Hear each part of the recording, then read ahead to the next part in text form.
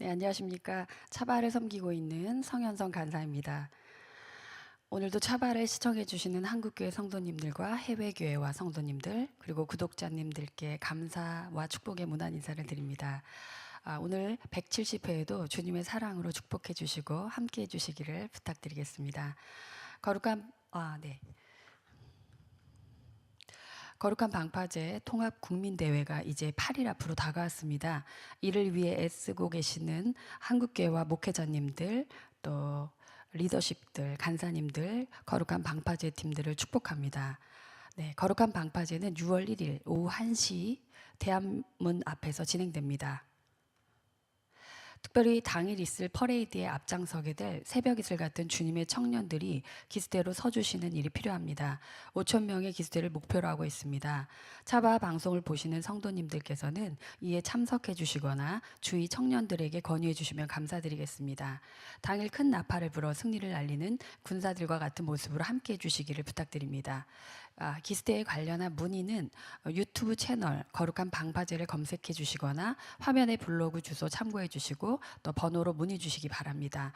블로그에 들어오시면 상세 내용들이 있습니다. 준비사항 당부와 부탁사항 또 4대 일간지에 실린 결연한 의지와 또 기수단 신청 안내 또 기도 제목들이 있습니다. 참고해 주시면 감사하겠습니다. 네, 지난주 169회 카도시 아카데미 공동대표 최경화 집사님께서 안경사진을 보여주시며 세계관은 교육과 문화를 통해 들어온다고 말씀해 주셨습니다. 이에 성경적 세계관 교육은 말씀을 기준으로 학생들을 가르쳐 세상을 분별하는 힘을 기르도록 돕는 일입니다. 진리가 담긴 올바른 성교육으로 흔들리지 않는 가치 기준을 가진 다음 세대가 일어나길 바라게 됩니다. 각종 음란한 문화와 성혁명의 물결 속에서 믿음의 다음 세대를 살리기 위해 힘써주시는 최 대표님의 귀한 강의 다시 한번 감사를 드립니다.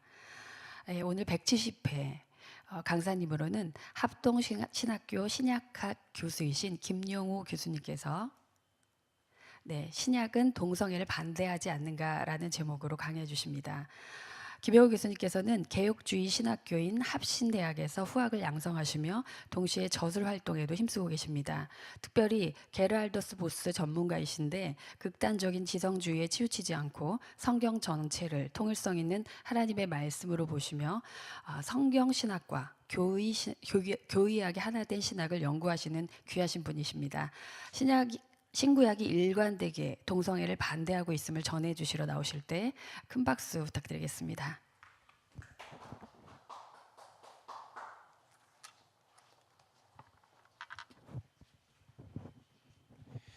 기도하겠습니다.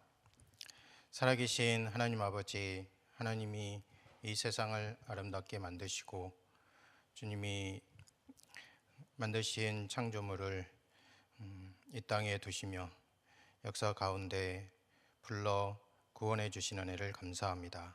우리가 주님의 이름을 부르며 주님의 성령 안에서 주님의 영광을 드러내며 살아갈 때 세상의 문화와 세상의 거센 역풍과 마저 싸울 때도 있습니다. 특별히 차별금지법과 여러 성적인 문화로 그리스도인들이 문화적인 갈등 가운데 싸운데 하나님께서 주의 말씀으로 우리의 길을 인도해 주시고 우리 모든 성도들이 주님 말씀에 굳게 붙들려 살아갈 수 있도록 도와주옵소서. 이 시간 우리가 모두 주님 말씀 앞에 있사오니 주께서 함께하여 주시고 이 강의를 통해서 하나님 말씀과 하나님을 두려워하는 마음이 더욱 깊어질 수 있도록 도와주옵소서. 우리 구주 예수 그리스도의 이름으로 기도합니다. 아멘. 네, 오늘 제가 여러분과 함께 나눌 내용은 신약은 과연 차별 동성애를 반대하지 않는가? 이 강의는 질문과 대답으로 되어 있는데 대답은 성경과 신약 바울과 로마서는 동성애를 반대한다 하는 것입니다. 여러분 성경을 보시면 이와 같은 구절들이 있는데요. 창세기 19장, 레위기 18장, 그리고 20장 사사기 19장 이런 성경 본문이 있어요. 또 로마서 1장과 고린도전서 6장, 디모데전서 1장과 유다서 1장에 보면 어떤 내용이 나옵니다. 우리가 총 7구절을 보고 있는데 오늘은 저희가 신약 4구절에 관심을 가질 거고요. 그 중에서도 로마서에 관심을 가져보려고 합니다. 우리가 하려고 하는 질문은 이거예요. 신약은 동성애를 반대하지 않는가? 만일 반대한다면 동성애 전체를 반대하는가 아니면 일부 형태만을 반대하는가?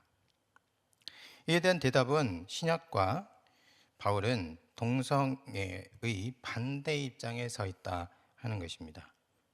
그러나 현대의 수정주의자들은 다양한 측면에서 신약과 바울을 공격하고 있습니다. 이런 공격은 세 가지 차원에서 생각할 수 있는데요. 우선 주회적 논의입니다. 주회적으로 본문을 해체를 해요. 본문은 원래 기록될 때와 기록될 때는 어떤 의미를 담아서 우리에게 전달을 해줬는데 그 본래 의미가 우리에게 전달되도록 하는 것이 저와 그리고 구약학자들이 하는 일이죠. 그런데 다양한 각도로 본문 자체를 해체하려는 시도를 하고 있습니다. 그것에 대해서 현재는 주회적으로 반박한 글이나 또 그런 노력이 부족한데요. 오늘 잠시 시도를 해보겠습니다. 두 번째로는 문화적 논증입니다. 바울이 반대한 동성애가 그 당시 상황에만 유효하고 적용된다. 그렇기 때문에 현대에는 바울이 하는 말을 직접적으로 적용하거나 또는 따를 필요가 없다. 그런 논증이죠. 이것이 이제 두 번째고요. 세 번째로는 과학적인 시도입니다. 이 과학적인 시도는 꽤 오래전부터 시작이 됐는데 동성애가 단순한 성향이 아니고 태어날 때부터 어떤 유전적인 인자의 지배를 받는 것이기 때문에 고칠 수가 없고 바꿀 수가 없다 하는 주장인데요. 오래된 주장입니다. 이러한 주장의 근거는 무엇이고 그 근거가 타당한지를 사실은 일반 독자들, 일반 그리스도인들이 확인해 보기가 상당히 어려운 점이 있습니다. 그래서 제가 일반 독자들 그리고 일반 그리스도인 입장에서 이번 강의를 준비하면서 한번 시도를 해봤습니다. 이 세 가지를 차례차례 살펴보도록 하겠습니다. 첫 번째는 이제 주회적 논의인데요. 이 부분이 이번 강의에서 실제로 가장 비중이 높은 부분입니다. 우선 주회적 논의를 하는데 두 가지로 구성이 돼요. 어떻게 동성애 찬성하는 사람들 또는 수정주의자들이 주회적으로 본문을 해체하는지를 알아야겠죠. 그래서 그 내용을 우선 살펴보고 그러면 그렇게 해석하는 분들의 주장을 우리는 어떻게 반박할 수 있는지 그 주회적 근거에 따라서 반박하는 거 두 번째로 이제 구성할 거고요. 그 다음에 이제 문화적 논증으로 넘어가도록 하겠습니다. 우선 동성애를 주회적 해체를 어떻게 하고 있는지 보겠습니다. 주회적으로요. 동성애를 명시적으로 언급하고 있는 신약 본문은 아까 우리가 살펴봤는 것처럼 4구절이거든요. 로마서 1장 24절부터 27절, 고린도전서 6장 9절에서 10절, 디모데전서 1장 10절, 그리고 유다서 7절입니다. 동성애에 대해서 모두 부정적이에요. 이 중에서 현대 수정주의자들이 가장 거세게 재해석을 시도하는 본문은 로마서 1장 24절부터 27절입니다. 전통적으로 이 본문은 바울이 동성애를 죄로 정죄한다고 얘기했지만 수정주의자들은 이러한 해석이 오해에서 비롯된 것이거나 오류가 있다고 주장하고 있습니다. 그러면 이렇게 주장할 때 그들이 어떤 노력을 하고 있는가? 세 가지 경로로 자신들의 주장을 펴고 있는데 첫 번째는 사본학적 논거를 들어서 주장하고요. 두 번째로는 성경 해석을 수정하려고 합니다. 세 번째로는 문화적 논증을 하게 되는데, 문화적 논증은 조금 이따가 살펴보고 앞에 두 부분을 먼저 살펴보겠어요. 우선 사본학적 증거입니다. 어떤 사람들은 로마서 1장 26절에서 27절에 있는 이 본문이 들어있는 더 큰 단위 본문 1장 18절부터 31절까지가 바울이 쓴 것이 아니라고 주장합니다. 이 주장의 사본학적인 근거가 무엇인가를 찾아보면 이렇습니다. 오네일에 따르면 로마서 1장 18절부터 2장 29절까지 말씀은 바울이 쓴 것이 아니라 후대 필사자가 삽입한 것이고, 따라서 바울의 견해가 아니라고 말합니다. 그래서 제가 살펴봤어요. 어떤 근거로 이런 주장을 하는지. 그런데요, 놀랍게도 오네일은 사본학적 증거는 제시하지 않아요. 만일 이 견해가 옳다면 로마서 1장 26절과 27절도 후대에 추가로 보아야 할 것입니다. 주장이 옳다면요. 그런데 그런 흔적이 전혀 없어요. 파피루스 그리고 헬라어가 기록된 여러 사본을 보면은 이제 그 초기 사본은 대문자로 기록합니다. 대문자로 기록된 사본, 그리고 좀 후대가 되면 소문자로 기록한 사본이 있어요. 그것이 가죽으로 된 그 페르가모이든지 아니면 파피루스든지 다른 어떤 매체를 통해서든지, 그래서 대문자 사본이 있으면 좀 더 고대 사본이고, 후대 사본은 소문자 사본으로 분류가 되는데, 신약이 기록된 파피루스, 대문자, 소문자 사본 전체 5,000개에서 5,000개 지금 좀 넘습니다. 5,000개가 넘는 사본 중에 이 구절이 없는 로마서는 단 한 것도 없습니다. 몇몇 구절에서 약간의 사소한 이문이 발견했는데, 이문이라는 것은 보통 우리가 받아들이고 있는 본문과 조금 다른 거예요. 예컨대 로마서 1장 26절에 보면 배자사본, 지금 5세기 사본인데요. 배자사본에서는 한 단어를 바꿔 읽었습니다. 예를 들어서 1장 26절에 여자가 순리대로 남자 쓸 것을, 그래서 쓸 것이라는 말은 크레신이에요. 크레신. 근데 그것을 크티신이라고 바꿨었어요. 그렇게 읽은 아주 사소한 거고요. 물론 의미는 달라집니다. 1장 27절에서 호모이오스 다음에 대를 추가, 그러나에 해당되는 대를 추가한 정도입니다. 이 외에 다른 본문도 이와 같이 약간의 변화나 아니면 똑같은 의미의 다른 불변사가 들어가는 것 외에, 또는 빠진 것 외에 전체 본문이 1장 18절부터 31절까지 없는 본문은 없어요. 이러한 성향은 디모데 전후서, 디도서를 평가할 때도 비슷하게 나타나는데, 여기서는 이제 사본 증거를 들지 않고 목회 서신의 바울 저작권을 부인하는 형태로 나타나죠. 다시 말해서 목회 서신의 저자와 진짜 바울이 쓴 7개의 서신이 다르다는 것입니다. 지금까지 짧게 사본학적 논거로 로마서 1장 26절과 27절을 다르게 해석하는 시도를 짧게 살펴보았습니다. 그러면 이제 로마서 1장 26절, 27절에 대한 해석을 바꾸려는 여러 시도가 있는데, 그것에 대해서 살펴보도록 하겠습니다.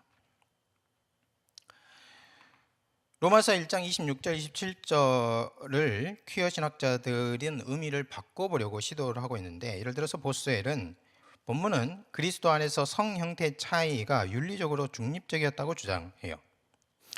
또 헬미니학은 로마서에서 동성간 성관계는 단지 유대인들의 기준으로 판단한 이방인들의 부정함을 보여주는 예일 뿐, 그러니까 유대인들은 이방인들하고 성속의 개념이 달랐는데, 유대인들이 볼 때 이방인들이 부정하다라고 평가하는, 예를 들면 음식이라든지 동물이라든지 이런 거 있잖아요. 그런 것처럼 로마서 1장 26절 27절에 나오는 것도 그 정도의 의식적 불결함으로 평가해 볼 수 있는 이해일 뿐이고, 로마서가 분명히 이에 대해 중립적이기 때문에 죄악시하는 것은 아니다라고 말했어요.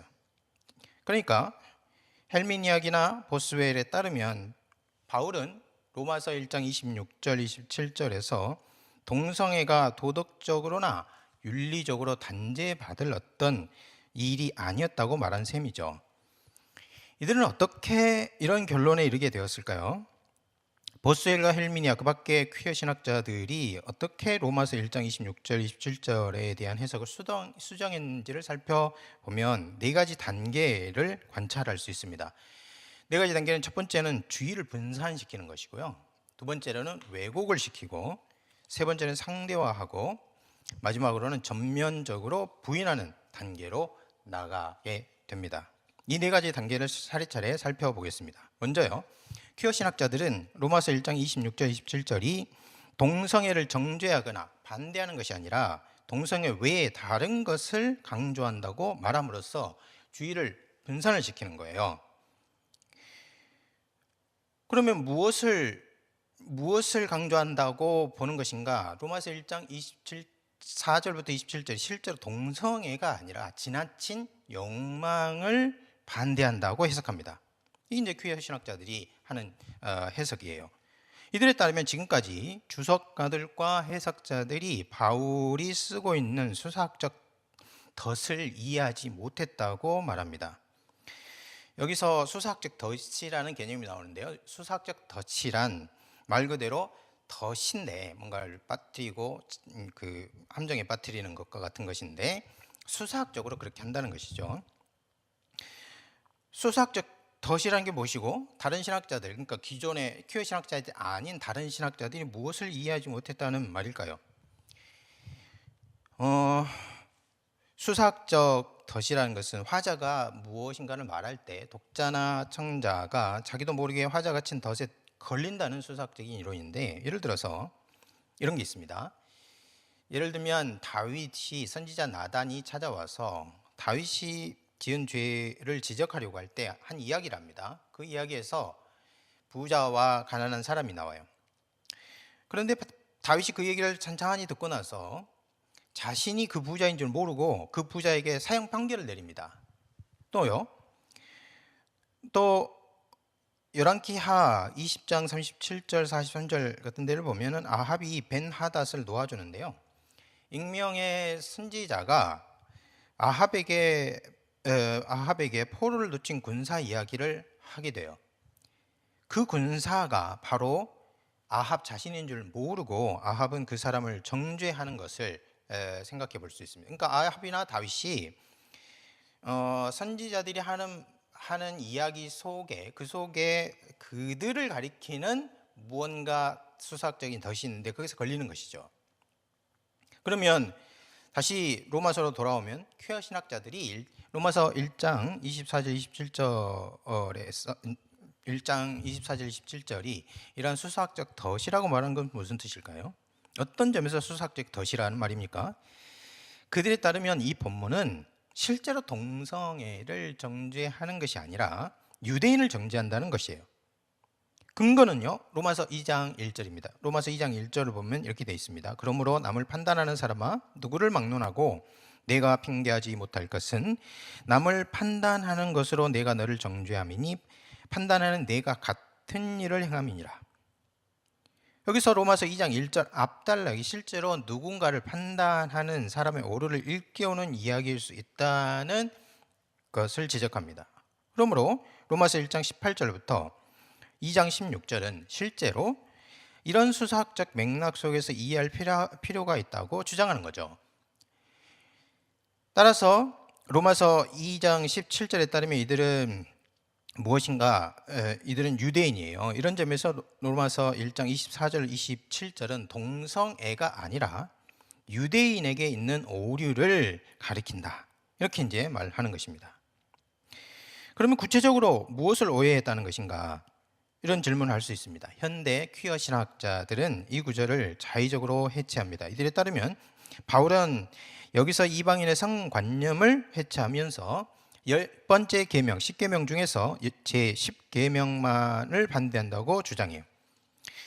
마틴과 프레드릭슨이라는 사람이 있는데요. 이 구절에서 바울이 반대하는 것은 성행위 상대의 젠더가 아니라 과도한 욕망, 열정, 탐욕, 제 10계명이 그렇잖아요. 내 이웃의 집을 탐내지 말라.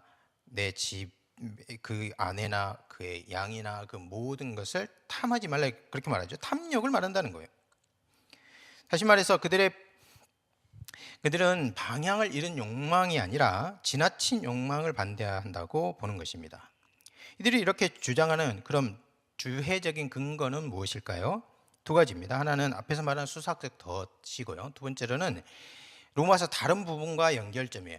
로마서에 지금 우리가 로마서 1장을 살펴보고 있는데 로마서 6장, 7장, 13장 이런 데를 보면은 탐욕과 관련된 말이 계속 나온다는 겁니다. 예를 들면 로마서 6장 12, 13절에 불명예스러운 열정이 나오고 로마서 7장 7절 8절을 보면 탐심이 나오고요. 로마서 13장 8절부터 13절을 보면 과도함이 나와요. 그래서 이런 과도한 욕망이 공동체를 사랑으로 세우지 못하고 힘을 남용하고 불의로 억압하는 것이기 때문에 이웃을 해치게 된다 하는 거죠. 따라서 로마서 1장 24절, 27절을 아까 말한 수사적 덫과 뒤에 나오는 것과 연결점을 찾아서 동성애가 아니라 지금 이 구절에서 반대하는 것은 지나친 욕망을 반대한다, 이렇게 논증을 하는 것입니다. 잠깐 비판을 해볼까요? 물론 바울이 유대인들의 의식을 흔들어서 그들도 죄인이라는 것을 말하고 있는 건 사실이에요. 왜냐하면 유대인들은 자신들의 죄를 깨닫지 못하기 때문입니다. 하지만 이것은 근본적인 반대 질문에 직면하게 돼요. 만일 퀴어 신학자들처럼 해석을 한다면요. 만일 이 설명이 정당하려면 바울이 로마서를 쓰는 주 대상이 또는 바울의 로마서를 받는 사람이 오직 유대인이어야 합니다. 로마서 수신자를 유대인으로 한정할 수 있는가 하는 질문을 받을 수 있어요. 왜냐하면 유대인의 죄를 잘못을 지적하고 있고 이것은 유대인들이 잘못하고 있는 것을 지적하는 것이기 때문에 그렇죠. 나아가서 로마서 1장 18절부터 2장 16절은 더 큰 단위인 로마서 1장 18절부터 3장 20절까지 속에 있는 소단위입니다. 그러니까 더 넓은 문맥에서 보더라도 이 로마서 1장 26절 27절을 수사학적 덫으로 해석할 수 있어야 되거든요. 그런데 실제로 그렇게 설명할 수 있는 것인가? 이 두 질문에 긍정적인 대답을 내놓을 수 없다면 퀴어 해석의 유효성이 심하게 타격을 받거나 아니면 사라지게 됩니다. 바울은 이 단락에서 1장 18절부터 3장 20절에서요. 온 인류의 상태를 거대한 시야에서부터 시작해서 한 점으로 이 한 점에서 다시 거대한 시야로 확대하는, 마치 모래시계를 거꾸로 이렇게 수평으로 세우는 것과 같은 그런 논증을 하고 있어요. 하나님의 진노가 하늘로부터 불의로 진리를 억압하는 모든 사람이 나타난다. 큰 거대 시야에서 지금 모든 사람이 나타난다 말하고 있어요. 즉 인류의 부패성에서 시작하고 있습니다. 유대인과 할례로 이런 거대 시각이 유대인과 할례로 딱 수렴했다가요, 거기서부터 다시 온 인류로 확장하고 있어요. 의인은 없나니 하나도 없으며 하나님을 찾는 자도 없고 의를 행하는 자가 없느니 하나도 없도다. 그러니까 율법의 행위로는 의롭다 할 사람이 한 사람도 없다 하는, 다시 거대 시야로 확대하는 것이죠. 그래서 로마서 1장 26절 27절에 표시된 일도 이 인류의 타락, 죄, 부패성과 연결이 되어 있다고 보는 것이 타당하지, 이것을 어떤 특정 인류종, 특정 민족에 제한해서 그들의 일로만 볼 수 있는 것인가 하는 근본적인 질문을 제기할 수 있습니다. 지금까지 로마서 1장 26절부터 27절의 의미를 동성의 정죄가 아니라 지나친 욕망으로 해석하려는 시도를 살펴봤어요. 다른 퀴어 신학자들은 로마서 1장 26절에 등장하는 어떤 특정한 표현이 있는데 그 표현의 뜻을 비틀어 보려고 합니다. 예를 들어서 1장 26절에 보면 파라퓨신이라는 말이 나와요. 이 파라퓨신이라는 아주 특정한 고정된 표현인데 이 표현의 뜻을 비틀어 보려고 한 것입니다. 어떻게 이 일이 진행되는지 한번 살펴보겠습니다. 두 번째로는 왜곡이에요. 바울이 사용하는 파라퓨신이라는 말은요, 자연 또는 본성에 거스르는 이라고 번역할 수 있습니다. 바울은 이 말을 여자가 여자와 26절 남자가 남자와 더불어 부끄러운 일을 하는 것을 가리킬 때 사용했습니다. 그런데 로마서 1장 26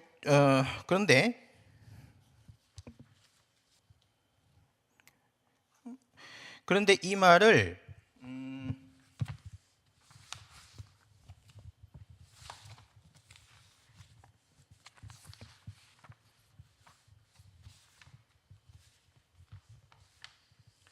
그런데 이 말을요, 최근 들어서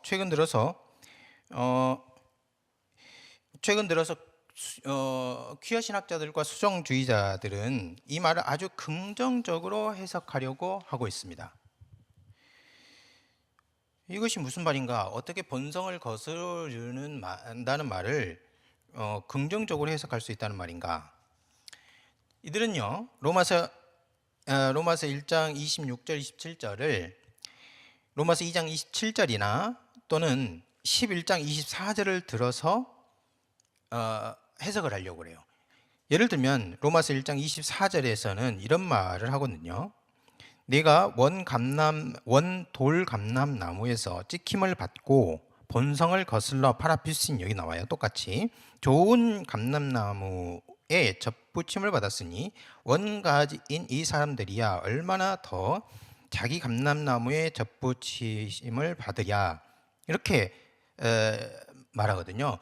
로마서 11장 24절에 이렇게 말하고 있어요. 그런데 이 말을 여기 나오는 파라퓨신을 해석할 때 로마서 11장 24절에서 해석한 그 해석을 가지고 다시 1장 26절과 27절로 돌아와서 적용을 시킨다는 겁니다. 그러면 로마서 11장 24절을 어떻게 해석하느냐가 중요하겠죠. 유진 로저스라는 사람이 있습니다.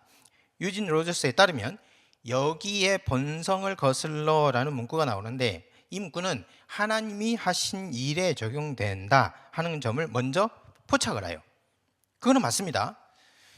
그럼 어떻게 한다는 것인가?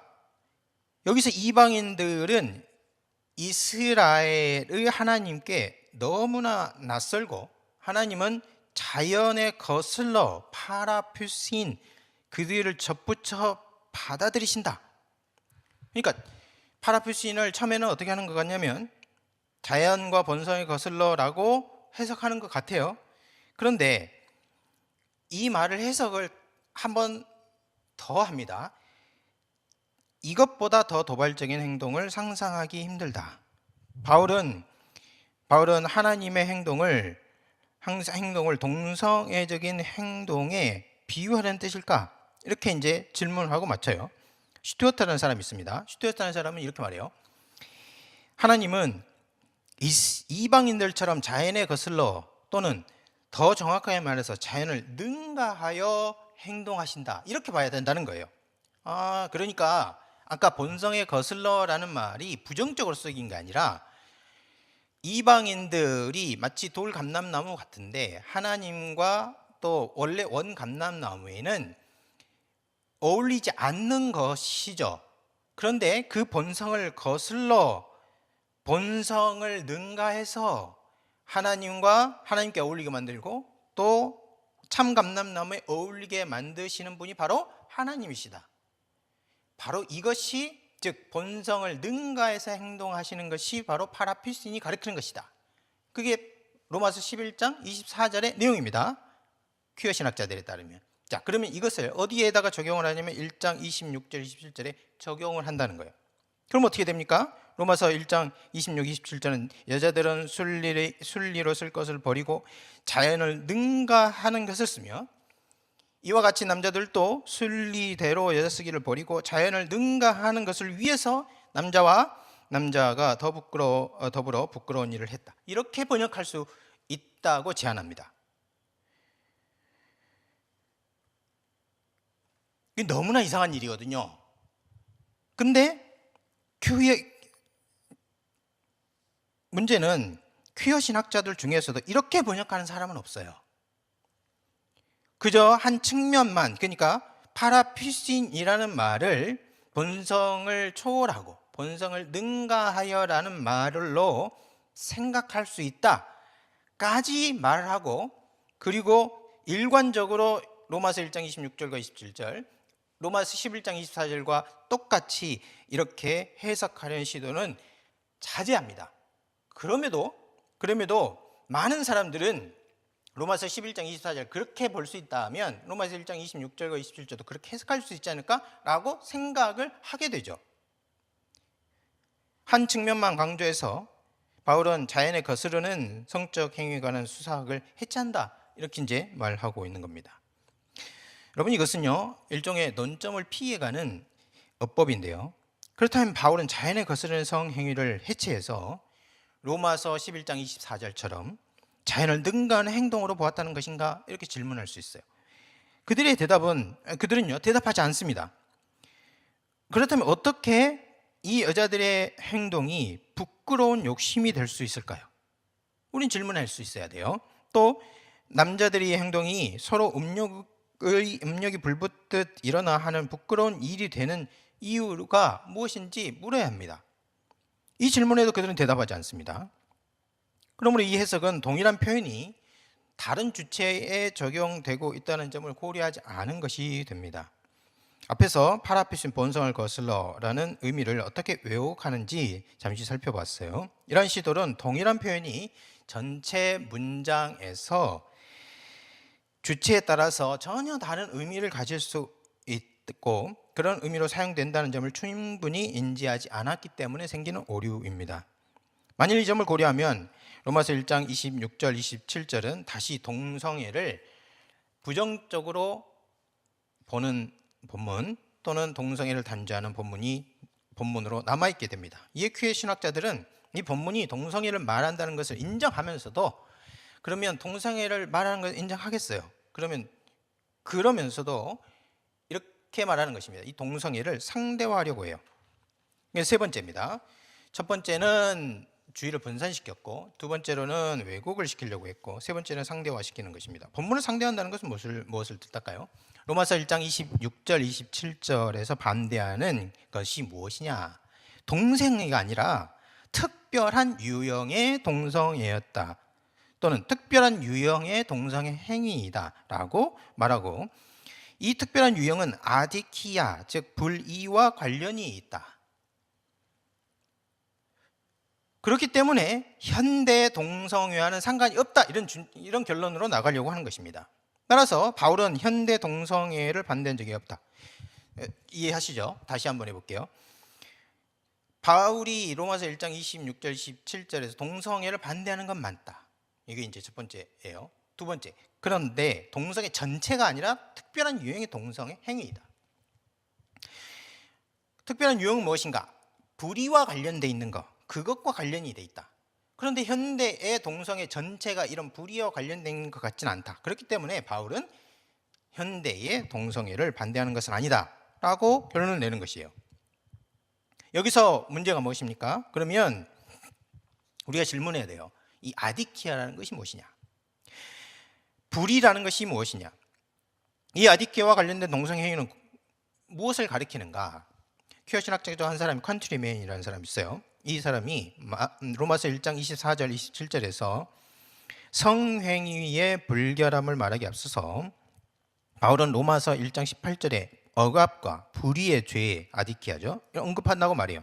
이 아디코이는 고린도전서 6장 9절 10절에서 등장하고 있는데, 이 말이 말라코이, 제가 노란색으로 표현했죠. 본문에 보면 말라코이 또는 아르세노 코이토이 라는 말 앞에 바로 등장합니다. 그러니까 이게 가장 관련이 있다는 것이죠. 관련이. 이런 관찰은 아주 틀렸다고 말할 수는 없습니다. 그런데 중요한 것은 여기서 말라코이를 우리말 성경이 탐색하는 자 또는 남색하는 자로 이제 번역을 했는데, 직역하면은 연약한 자들, 남성을 침대에 눕히는 자 또는 남성과 잠자리를 같이 하는 자들, 이렇게 번역할 수 있어요.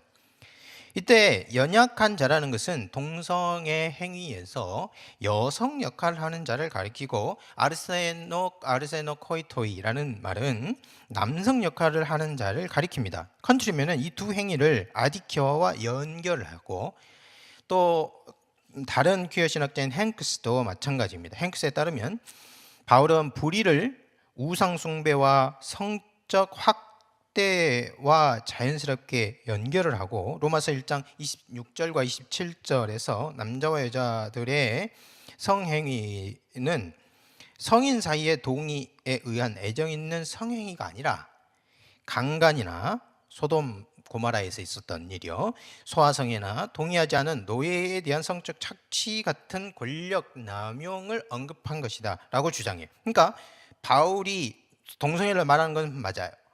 맞다. 그런데 바울이 말하는 동성애에 금지하는 것은 여기 말하는 것처럼 성적 착취, 동의에 의하지 않은 것, 이런 것들을 금하는 것이지, 실제 현대에 일어나는 애정에 근거한 서로의 합의에 의한 동성애는 아니다, 이렇게 말하려고 하는 것이죠.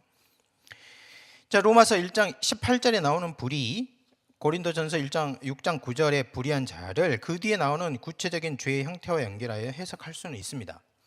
로마서 1장 19절부터 32절에 나오는 죄의 목록은요, 불의로 진리를 억누르는 일의 다양한 형태로 볼 수 있어요. 음행이나 우상숭배, 간음, 도둑질, 탐욕, 술취함, 모욕, 사기 등을 행하는 자는요, 불의한 자들의 모습이기 때문입니다. 그러나 수정주의자들이 그들의 해석이 적절하다고 주장을 하려면 다음 두 가지 질문에 대해서 납득할 수 있는 설명을 내놔야 됩니다. 첫 번째, 로마서 1장 18절과 고린도전서 6장 9절 이하의 악덕 목록을 모두 억압, 학대, 권력 남용으로 설명할 수 있는가? 예를 들어서 하나님을 알지만 하나님께 영광을 돌리지도 않고 감사하지 않는 것을 이런 범주의 범죄라고 할 수 있는 것인가? 도둑질이나 모욕이나 사기가 이런 종류의 죄인가? 물어봐야 돼요. 두 번째로는 수동주의자들은 현대 동성애를 동성애들 사이에 서로 동의에 의해 이루어지는 애정 있는 성행위라고 정의를 하는데, 과연 모든 동성애가 이런 형태의 성행위라고 확증할 수 있는 것인가 하는 겁니다. 어떤 기준으로 이런 형태와 또 아닌 동성애 행위를 구분하는가? 과연 바울이나 바울 당시 사람들이 서로 동의하여 이루어지는 성행위를 어떻게 평가했는가라고 물어봐야 합니다. 만일 이것에 대해서 정확하게 대답할 수 없다면 본문을 상대화하려는 시도가 완전히 절대적으로 유효하다고 볼 수가 없습니다. 지금까지 로마서 1장 26절 27절에서 가리키는 동성애와 불의, 아디키아를 연결해서 바울이 반대한 것은 고대 폭력적인 성적 남용과 착취를 반대한 것이지 현대적 동성애를 반대한 것이 아니다 하는 주장을 살펴보고 잠시 반박을 해봤습니다. 자, 그러나 수정주의자는 여기서 만족하지 않습니다. 그들은요, 바울이나 신약이 동성애를 반대한다는 것을 완전히 부인하려고 해요. 이제 마지막으로 이 시도가 무엇인지 살펴보겠습니다. 마지막 네 번째로는 전면 부인이에요. 전면 부인. 퀴어 신학자들은 신약 성경 어디에도 동성애를 반대하지 않는다고 주장합니다. 이들에 따르면 특히 로마서 1장 26절, 이것은 여성들 간에 동성애를 가리키는 것이 아니다, 이렇게 말해요. 하지만 로마서 1장 26절 27절을 보면 바울이 여자들이 순리를 영리로 바꿨다 그렇게 말하지 않는가요? 이 반문에 이들은 세 가지 근거를 듭니다. 첫째는 이 본문을 잘 기억하시면 좋습니다. 이 본문을 레즈비언 관계로 해석한 것은 4세기 크리스토스토무스 교부 중에 한 사람입니다. 교부 크리스토스토무스, 그다음에 암브로시아스터 부터 시작된 것이고, 그 전에는 그런 해석이 없었다 하는 겁니다. 그러니까 그 전에는 이 본문을 레즈비언 성행위로 이해하지 않았다, 그런 주장을 하고 싶은 거예요. 두 번째, 로마서 1장 26절 27절은 레위기 18장 22절 그리고 20장 13절을 인용한 것인데, 여기서 레위기 본문에서는요, 레위기 본문에서 오직 남성들만 언급합니다. 남자들이 여인과 함께 동침하는 것처럼 남자와 동침하면 이는 가증한 것이니 죽이라, 이렇게 말했다는 겁니다. 또 20장 13절도 비슷한 내용입니다. 그러니까 남성들의 성행위 중에서도 어떤 성적 지향을 가진 사람들이 아니라 남자들 사이에 학대 행위를 비난한다, 이렇게 보는 겁니다. 따라서 로마서 1장 26절이 레즈비언 성행위를 반대하는 것은 아니다, 이렇게 보는 거예요. 그러니까 남자들에 대한 얘기를 했고 그것을 인용했으니까 로마서 1장 26절, 즉 바울이 이 말을 쓸 때는 레즈비언 성행위는 반대한 것이 아니다, 그렇게 이제 해석하는 거예요. 이게 두 번째고요. 세 번째로는 성경 읽기 방식이 잘못된 것이다, 이렇게 말해요. 지금까지 로마서를 읽는 방식은 로마서 1장 26절 27절 있잖아요. 그럼 27절에서 시작해서 26절로 진행한다, 이들은 주장합니다. 이것을, 그리고 이렇게 읽는 방식은 몰 역사적 읽기에 해당한다, 그렇게 봐요. 바울의 독자들은 로마서 1장 26절 읽을 때 여성 상대자가 명확하게 남성이라고 생각했을 거라는 겁니다. 분명히 여자들이 순리대로 여자 쓰기를 버리고 부끄러운 일을 했다, 이렇게 말할 때 여자의 성상대가 남성이었다고 생각했을 것이라, 이렇게 주장을 하는 것이죠. 그러면 순리를 영리로 바꿨다는 말은 어떻게 설명할 것인가, 이런 질문을 받을 수 있는데요. 케플러라는 큐어신학자는 이것은 자연스럽지 않은 성행위를 가리킨다, 출산을 목적으로 하는 것이 아닌 모든 유형의 성관계를 의미한다고 그렇게 주장했어요. 여러분, 이런 주장은 명백한 사실을 너무 자주 간과합니다. 나아가서 논증의 출발점이 되는 전제가 적절하다고 할 수 있는가라고 물어봐야 합니다. 예를 들어서 바울이 오로지 레위기 18장 22절 20장 13절만을 염두에 두고 다른 내용은 마치 모르기나 하는 것처럼 생각하고 있는 것일까요?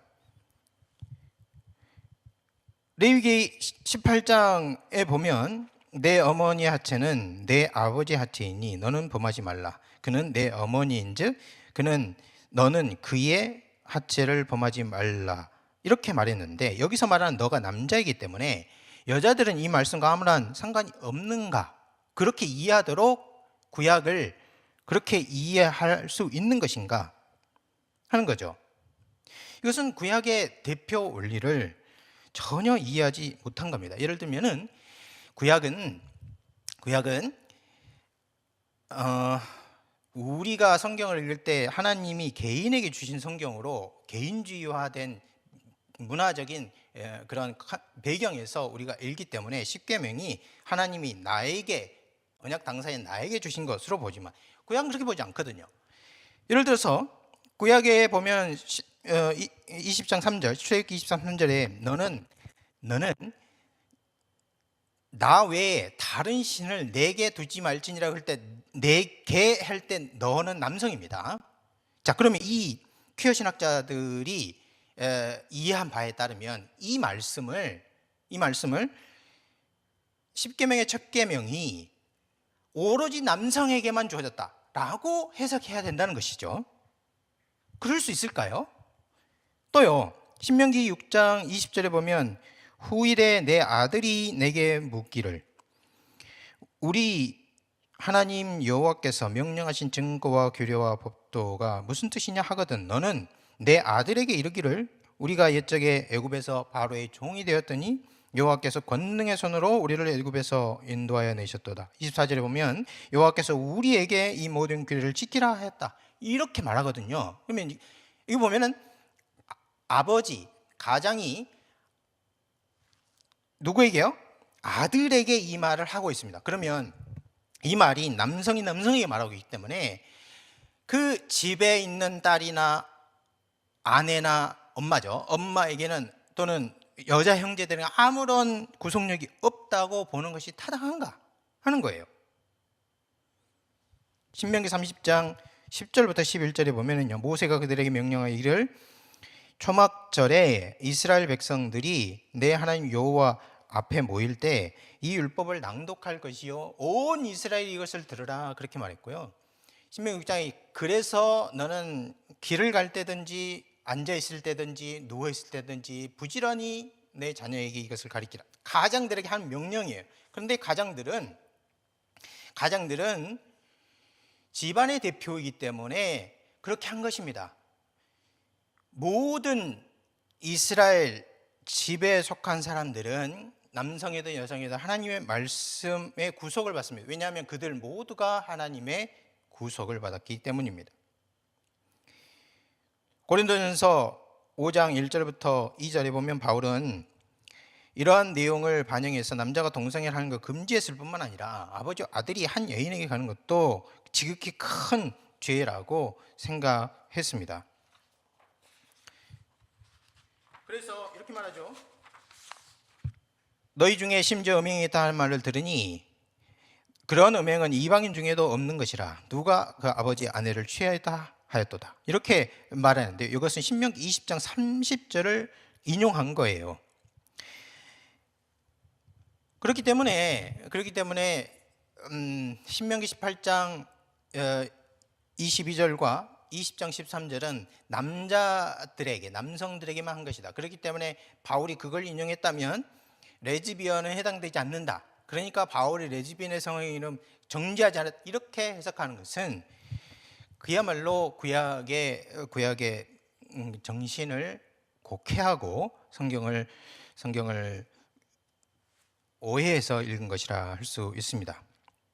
지금까지 네 가지 방식으로 본문을 수정하려는 시도를 살펴봤어요. 이제 시야를 넓혀서 로마서 1장 26절 27절을 바울 서신 연대를 고려해서 한번 해석해 보겠습니다.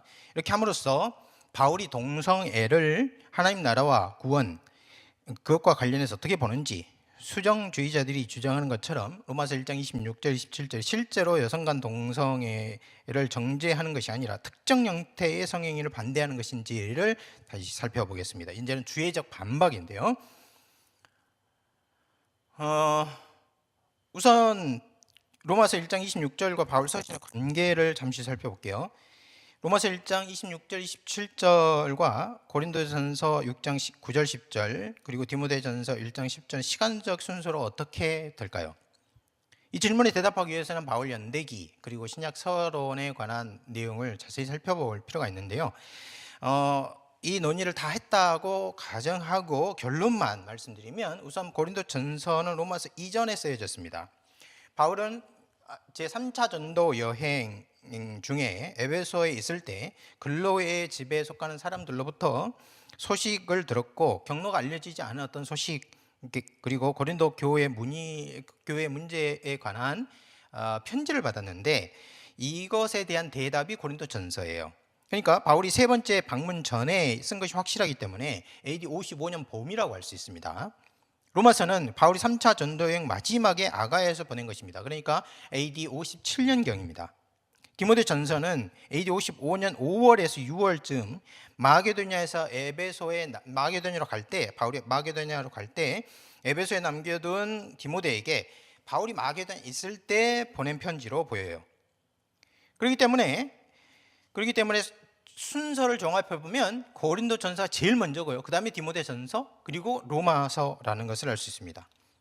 이 순서를 통해서 알 수 있는 한 가지 사실은 무엇인가? 그것은 이것입니다. 로마서 1장 26절 27절에는 고린도전서 6장 9절 10절의 내용과 디모데전서 1장 10절의 사상이 녹아 있다고 보는 것이 타당하다는 거예요. 지금까지 전통적인 주석가나 수정주의자는 이 순서를 고려하지 않고 본문을 이제 대해왔는데, 동성애를 반대하든 옹호하든 로마서에서 논의를 시작하는 경향이 있었어요. 그러면서 로마서 주위에서 부족한 부분이나 아니면 보조적으로 필요한 부분을 고린도전서와 디모데전서에서 끌어왔습니다. 하지만 연대적 순서에 따르면 고린도전서와 디모데전서에서 시작을 해야 됩니다. 그러면 고린도전서 6장 9절과 10절, 그리고 디모데전서 10절, 그 10절이 위치한 9절부터 11절까지 문맥을 살펴보면 어떤 내용이 나오는가, 우리가 이제 살펴볼 필요가 있겠죠. 고린도전서 6장 9절부터 10절에 이렇게 말합니다. 불의한 자가 하나님 나라를 유업으로 받지 못할 줄 알지 못하느냐. 이 불의한 자 누굴까요? 미혹을 받지 말라. 음행하는 자, 우상 숭배하는 자, 간음하는 자, 탐색하는 자, 남색하는 자, 도적이나 탐욕을 부린 자는, 또 술 취하는 자나 모욕하는 자는, 속여서 빼앗는 자는 하나님 나라를 유업으로 받지 못한다. 이렇게 말해요. 그러니까 불의한 자 중에 뭐가 있냐면 탐색하는 자, 남색하는 자가 있는 거예요. 이들은 하나님 나라를 받지 못한다는 겁니다. 디모데전서 1장 9절부터 11절 읽어보면 알건 이것이니 율법은 옳은 사람 위에 세운 것이 아니요 오직 불의한 자와 복종하지 아니한 자, 경건하지 않은 사람과 죄인과 거룩하지 않은 자와 망령된 자와 아버지를 죽이는 자와 어머니를 죽이는 자와 살인하는 자며 음행하는 자, 남색하는 자, 인신매매하는 자, 거짓말하는 자와 거짓 맹세하는 자와 기타 바른 교훈을 거스르는 자를 위함이니 이 교훈은 내게 맡기신 바 복되신 하나님의 영광의 복음을 따름이니라. 이렇게 말하고 있어요. 여기도 마찬가지죠. 불의한 자에 누구가 속하냐면 남색하는 자가 속하는 것이고요, 음행하는 자가 속하는 것이고, 이들은 영광의 복음에서 배제됩니다. 이 두 구절에 따르면 세 가지 점이 명확해져요. 나아가서 로마서 쓸 때 바울이 동성애에 대한 입장을 갖고 있었는데, 이미 로마서를 쓸 때 이미 확고하게 동성애에 관한 입장이 정해져 있어요. 첫 번째는 무엇인가? 세 가지 중에 첫 번째, 동성애는요 형태와 관계없이 불의라는 거예요. 동성애자는 무법한 자와 같은 운명에 속한다는 겁니다. 그래서 하나님 나라를 유업으로 받지 못합니다. 따라서 로마서 1장 26, 27절에 하나님이 동성애자들을 수치스러운 욕정에 넘겨주셨고 부끄러운 일을 하게 하셨으며 그들의 행위에 합당한 보응을 받게 하셨다고 말할 때, 이것은 단지 성관계로 인한 질병이나 정신적 손상에 국한되는 것이 아닙니다. 이들은 하나님께서 넘겨주어 버린 거예요. 넘겨주시면 뭐가 들어가냐? 하나님 나라에서 배제되는 것, 하나님 나라를 상속하는 것에서 단절되는 것, 종말론적 심판에 들어가는 것을 다 가리켜요. 이게 첫 번째입니다. 동성애는 형태와 관계없이 불의이고 동성애자는 무법한 자와 같은 운명이 있기 때문에 하나님 나라를 상속하지 못한다. 이게 첫 번째. 두 번째는 바울은 동성애의 종류를 구별하지 않는다는 거예요. 바울은 음행과 간음, 탐색, 남색을 모두 구별합니다. 이것은 동성애 자체만이 아니라 성경에서 가르친 적법한 결혼을 파괴하거나 부정하는 모든 행위를 포괄한다는 점을 기억해야 해요. 또한 남색하는 자, 디모데전서 1장 10절을 말할 때 이 말이에요. 탐색하는 자들과 남색하는 자들이 포함되어 있을 가능성이 높습니다. 그것은 어떻게 알 수 있냐면 여기 표를 보시면 알 수 있는데요. 여러분 보세요. 고린도전서 6장 9절을 먼저 썼어요. 그리고 디모데전서 1장 10절을 쓸 때 네 가지 구별했던 것을 앞에 음행과 남색만 기록을 하고 있습니다. 디모데전서에서. 그 말은 무슨 말입니까? 네 가지 종류 중에서 첫 번째 것과 마지막 거를 썼다는 뜻이 되죠. 그러면 그 속에 간음이나 탐색이 들어가요. 수정주의자들은 탐색하는 자 말라코이인데요. 탐색하는 자 말라코이, 남성 간 동성애 중에서 여자 역할을 하는 자를 가리키고 남색하는 자들이 남자 역할을 하는 것을 의미한다고 말하는데, 그러므로 이것은 이것은 동성애를 찬성하든 찬성하지 않는 사람이든 성경을 해석할 때 이 두 사람이 아마도 어떤 역할을 했을까를 할 때 수용주의자든 아니면 보수주의자든 다 똑같이 그렇게 일치합니다.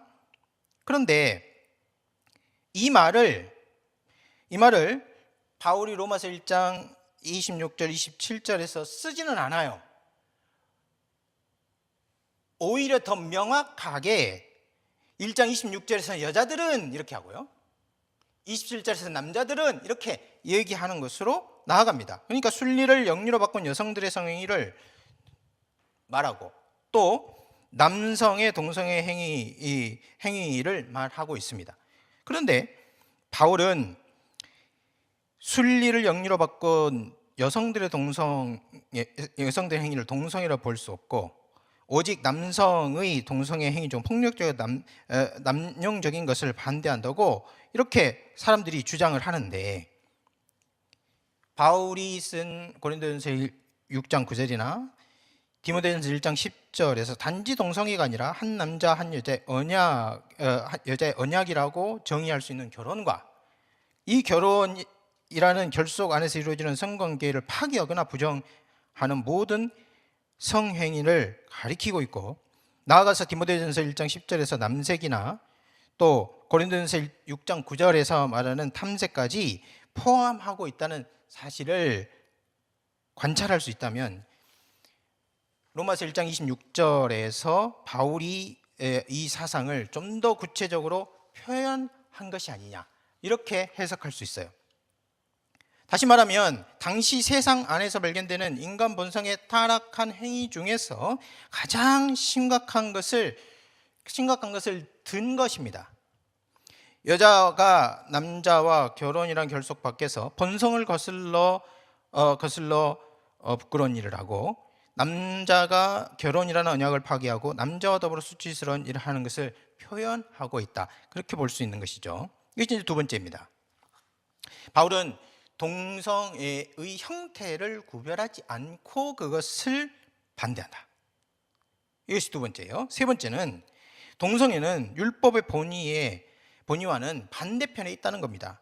고린도전서 6장 9절 10절에서는 이것을 율법과 율법의 요체인 10계명이라고 명명하지는 않습니다. 그러나 음행, 간음, 탐색, 남색, 우상숭, 거짓말, 거짓 맹세, 그리고 도둑질, 사기, 한묶음, 탐욕, 모욕, 이런 것들은요 다 10계명의 계명들이에요. 내 이웃의 집을 탐하지 말라, 간음하지 말라, 나 외에 다른 신을 내게 있게 하지 말아라, 거짓 증언하지 말고 거짓 맹세하지 말아라, 도둑질하지 말아라. 다 10계명의 계명이거든요. 10계명은 말하진 않지만 내용이 뭡니까? 10계명인 거예요. 이에 반해서 디모데전서 1장 10절은 더 직접적으로 율법과 연관을 시키고, 동성애를 율법을 범하고 복종하지 않는 사람에게 않는 사람들의 일이라고 규정을 하고 있어요. 자, 이것이 이 세 가지가 사실이면 바울이 율법의 정신을 염두에 두고 이 말을 했을 가능성이 크죠.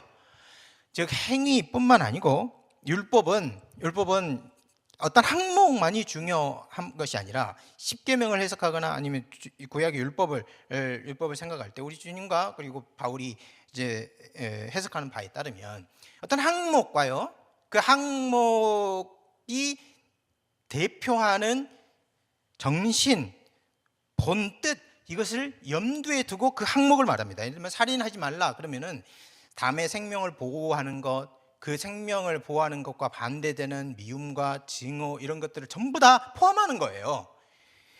그러면 바울이 율법의 정신을 염두에 두고 이 말을 했을 가능성이 큰데, 율법 행위와 결과뿐만 아니라 그 행동의 동기까지 포함했다고 볼 수 있어요.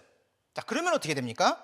바울은 여자들이 순리를 영리로 바꾸는 의도와 시도, 남자들이 서로에게 음욕이 불붙듯 하는 이런 일을 수치스러운 역정이 표출되는 형태로 봅니다. 따라서 바울은 도둑질이나 사기뿐만 아니라 탐심을 죄로 보고 돈을 사랑하는 마음을 죄의 뿌리라고 말하듯이, 동성의 행위뿐만 아니라 동성의 욕망을 죄로 본다는 거예요. 이것이 디모데전서 1장 10절이 반영이 된 로마서 1장 26절 27절에 대한 해석이라고 할 수 있습니다. 이것은 예수님이 살인에 앞서서 증오를, 간음 이전의 음욕을 실제 살인과 간음과 동일시 여긴 것과 같은 것입니다. 신약에 따르면 신약에 따르면 바울은 이와 같이 동성애를 확고하게 반대합니다. 바울이 동성애를 정죄하는 강도는 십계명이 우상숭배나 간음, 탐심을 정죄하는 강도와 정확하게 같습니다. 구원과 복음이 하나님 나라를 끌어당기는 그 힘이 있는 것처럼 동성애가 하나님 나라와 복음을 밀어내는 힘이 있는 것과 같은 거예요. 그러니까 그 강도가요, 끌어당기는 힘과 밀어내는 힘이 같아요. 그러니까 구원과 복음은 하나님 나라를 끌어당기지만 동성애는 그와 똑같은 강도로 어떻게 해요? 하나님 나라와 복음을 밀어냅니다. 그러나 퀴어 신학자들은, 그리고 수정주의자들은 바울 당시에는 동성애가 만연했고 실제로 그렇게 큰 문제가 되지 않았기 때문에 바울도 어린 소년에 대한 강압적인 이런 동성애 행위 외에는 다른 형태의 동성애를 반대하지 않았다고 주장을 해요. 문화적인 내용이죠. 근데 질문이 생깁니다. 과연 바울만 동성애를 그렇게 강력하게 단죄하고 거부하는가? 바울 외에 다른 사람들은 동성애에 호의적이라는 것인가? 이 질문에 대답하기 위해서는 바울 당시 동성애에 대한 일반적인 시각을 잠시 살펴볼 필요가 있는데요. 이것은 제가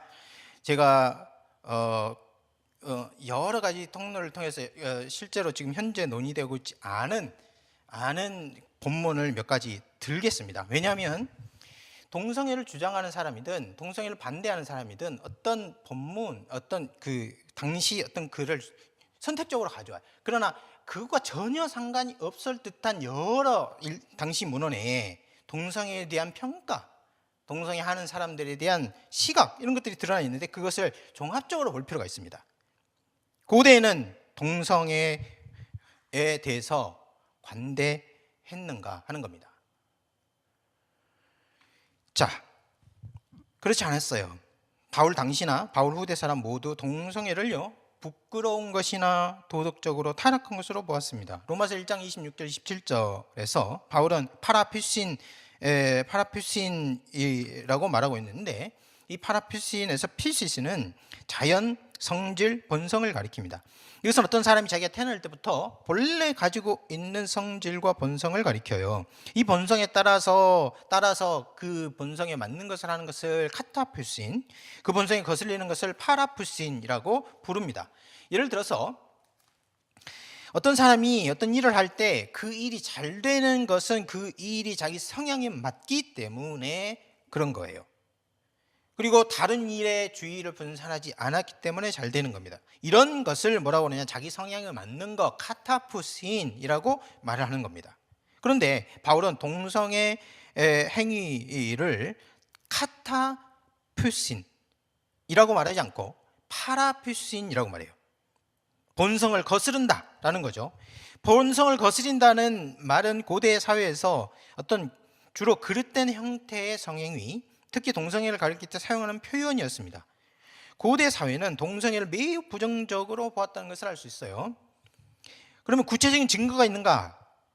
우리는요, 바울과 가까운 시대에 살았던 유대인 철학자, 역사가, 로마 예언자, 그리고 로마 역사가 바울 당시 일반인들의 시각을 한번 살펴보도록 하겠어요. 예를 들어서 첫 번째는요, 필로와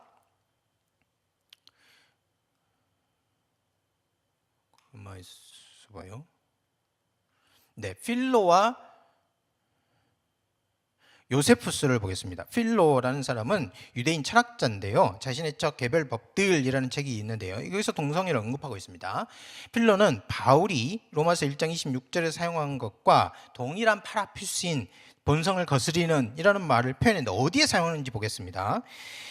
필로가 쓴 개별법 3권 39절에 이렇게 말합니다. 그리고 그러한 연인은 동일한 형벌을 받게 될 것이다. 그는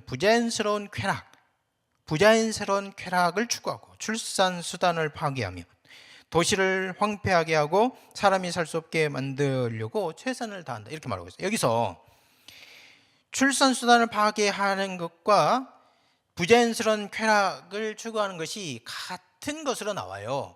근데 쾌락인데 그냥 쾌락이 아니고 부자연스러운 쾌락이라고 말하고 있습니다. 만일 남녀가 정상적인 결혼 내에서 하는 성관계 또는 부부생활은 이런 말로 표현하지 않죠. 필로뿐만 아니라 유대인 역사가 요세푸스는 이방인들 중에서 부자연스럽고 모순으로 가득 찬 것이 있다, 이렇게 말하면서 두 번이나 동성애를 말해요. 요세푸스 아피온 반박론 2권 237절에 보면은 이런 말이 나옵니다. 그리고 앨리스인과 더베인과 인도 동성애를 강요하는 그러한 부자연스럽고도 뻔뻔스러운 법을 폐기하고 싶지 않겠는가. 좀 지나세요. 275절에 보면은 그런데 사실상 이런 모순투성이가 그들의 법 전반에 자리 잡고 있으며 또한 헬라 백성들에게 커다란 영향을 미치게 되자 그들은 마치 이러한 남색 행위가 신들의 좋은 특징의 일부에서 기인한 것이냐, 오히려 신들에게 탓을 돌리고 있다, 이렇게 이제 얘기합니다. 여기서 주목할 말은 동성애를 표현하는데 뻔뻔스럽다, 부자연스럽다, 모순투성이다, 이런 말로 묘사를 하고 있다는 겁니다. 필로는 요세푸스는 유대인 지식가니까, 유대인이니까 그럴 수 있지 않을까요? 아니요. 로마 지식인과 예언가들은 어떻게 말하는지 한번 볼까요? 시빌리언이라는 책이 있어요. 로마 예언들을 모아놓은 책인데, 시빌리언의 저자와 그리고 로마 역사가 수에토니우스라는 사람이 있습니다. 물론 이제 시빌리언 저자가 로마 사람인지 유대의 사람인지 지금 현재 논란이 있지만요, 시빌리언 예언 자체가 로마와 관련돼 있다는 것을 관련돼 있기 때문에 이쪽 범주에 집어넣습니다. 시빌리언 저자는요, 동성애를 남자와의 위법적 성행위로 정의합니다. 동시에 간음과 함께 사람이 삼가야 할 일이고 신이 분노하는 일 중에 하나라고 봐요. 나아가서 사람이 직면하게 될 불건건, 무도함이라고 규정을 합니다. 시빌리언 제3권 593절에서 599절을 보면 이런 말이 있습니다. 그들은 항상 명령하는 불멸자와 그 다음으로 부모를 존경한다. 여기 말하는 명령하는 불멸자라는 것은 하나님을 가리켜요. 사람들은 대부분 침상의 순교를 기억하고 페니키아인과 이집트인, 로마인, 광범위한 헬라인과 다른 많은 민족들, 즉 페르시아인과 갈라디아인, 모든 아시아와 같이 남자 청소년과 부정적인 선교를 하지 않는다, 이렇게 말해요. 그러니까 11년 제자는요, 이스라엘 자손이 동성애에서 예외였다는 이유로 거룩한 백성이라고 말하고 있는 거예요. 물론 이스라엘에도 동성애가 없지는 않았습니다. 하지만 이방인, 특히 그리스 로마 세계와 비교할 때 그들은 성적인 영역에서 정숙함이 굉장히 뛰어났다는 것을 반증해요. 비교했을 때요. 반대로 당시 동성애를 얼마나 혐오스러운 행위로 보았고 나라와 민족을 더럽히는 근원으로 인식했는지를 보여줍니다. 11년 저자의 내용이었고요. 로마 역사가 수에토니우스라는 사람이 있어요. 수에토니우스는 지위가 아무리 높더라도 동성애를 미워하지 않았습니다. 그러니까 동성애를 하는 사람들이 자유인, 노예, 여성, 자유인 남자, 그리고 그 고위 관리층, 그리고 황제, 이렇게 쭉 있을 텐데 동성애를 하는 사람이 황제라도 비판하는 것을 멈추지 않았어요. 예를 들어서 카이사르가 동성애로 자기의 품위를 스스로 크게 떨어뜨렸다고 말합니다. 카이사에게는 니코메데스 왕과 동성애 관계를 가졌다는 혐의가 있었는데, 이것은 당시 시인, 동료 집정관, 키케로, 그리고 심지어 병사들까지 비웃는 내용이었어요. 시인 리키니우스 칼부스라는 사람은 이렇게 말합니다. 부유한 비티니아 왕, 침대에서 카이사를 욕보인 자요, 이렇게 말하고 있어요. 시인이 그렇게 말했다면 동료 집정관인 집정관인 비블루스는 뭐라고 말하고 있는가? 한때 왕과 자기를 바랐지만 지금은 스스로 왕이 되고 싶어하는 비티니아 왕비. 이 비티니아 왕비는 누구를 가리키냐면 카이사르를 가리켜요. 또 집정관이었던 키케로는 카이사르는 시종의 안내를 따라 침실로 들어갔다. 그는 거기서 자줏빛 속옷을 입고 금빛 침대에 누웠다. 따라서 이 베누스의 후손은 비티니아에서 순결을 잃었다.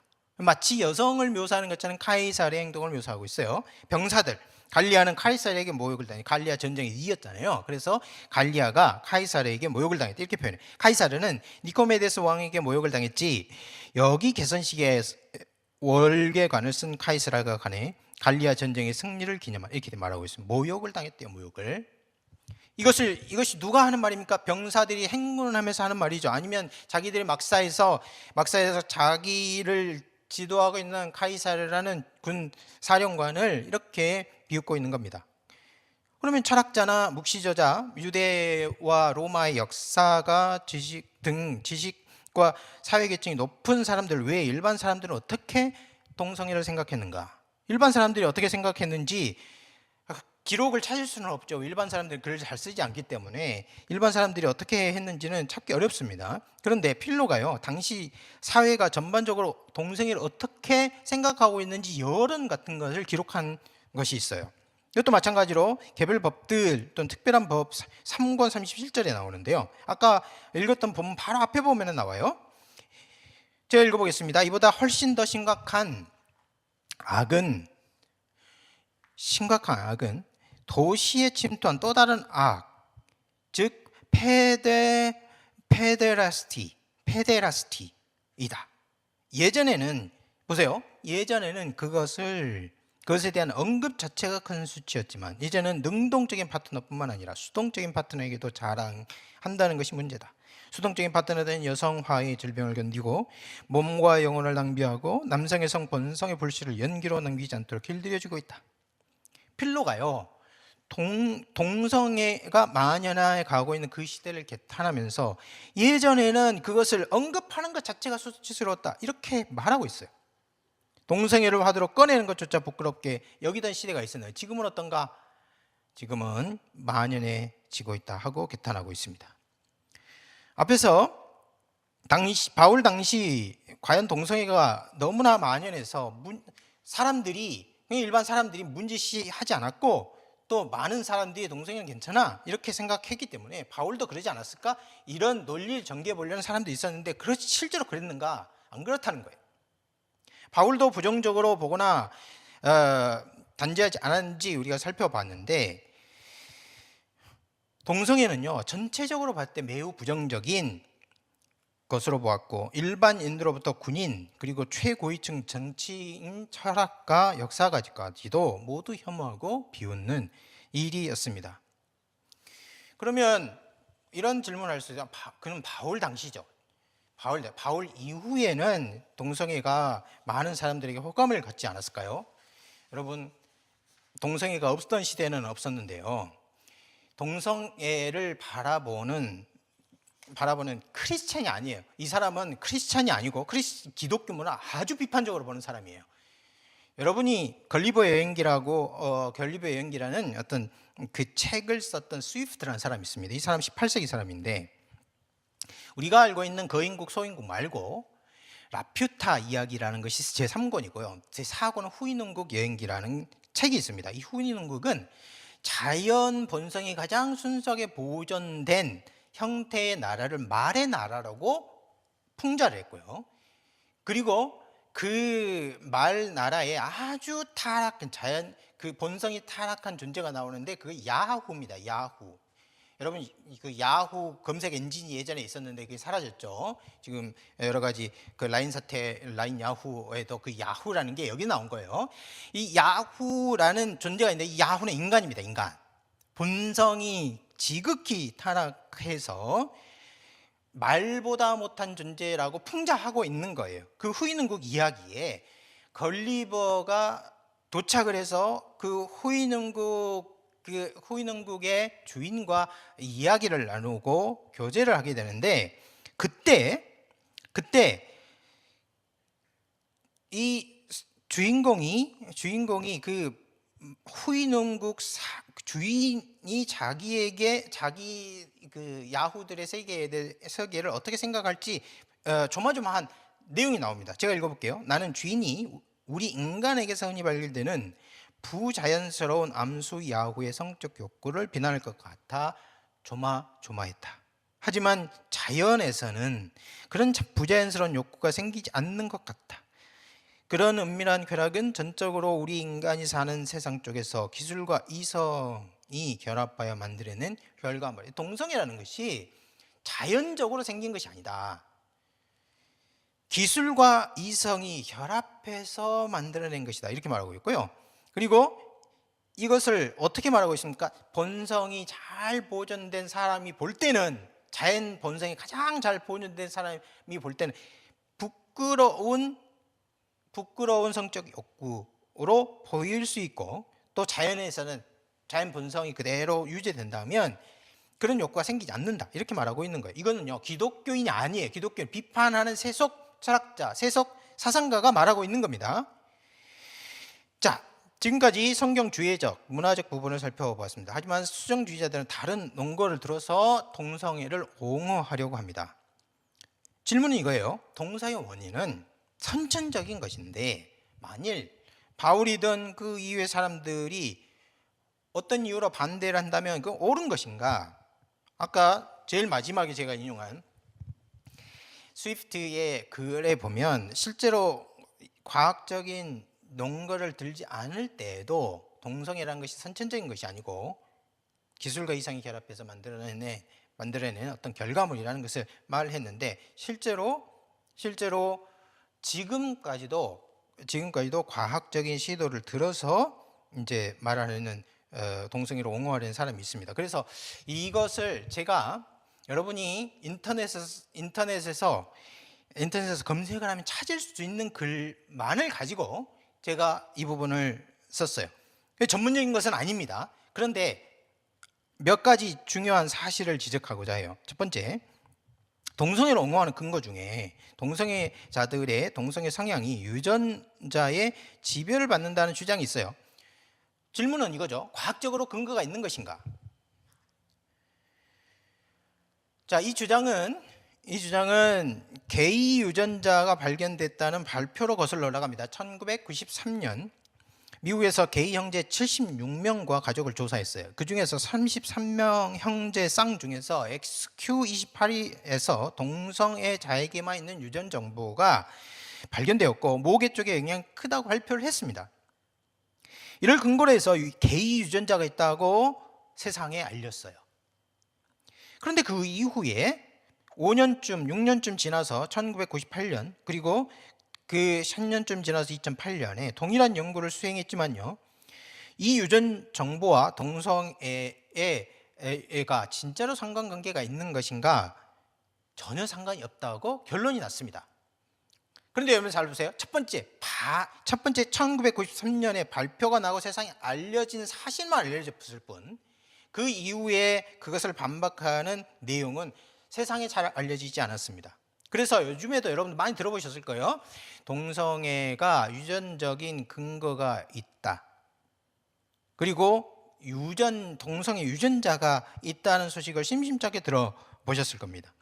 실제로 라이스와 앤더슨이 사이언스지에 발표한 바에 따르면 이러한 결과는 남성 동성애 근간이 되는 X 연관 유전자를 지지하지 않는다 하고 1999년에 발표가 났었죠. 그런데 동일한 해인 2008년에요. 샌더스는 ABC TV에 출연해서 성적 취향에 대한 유전적인 요소의 중요성은 상당히 설득력이 있다. TV 지금 생중계예요. 그렇게 얘기를 했습니다. 이는 동성행위의 가장 중요한 요소일 것이라고 말했습니다.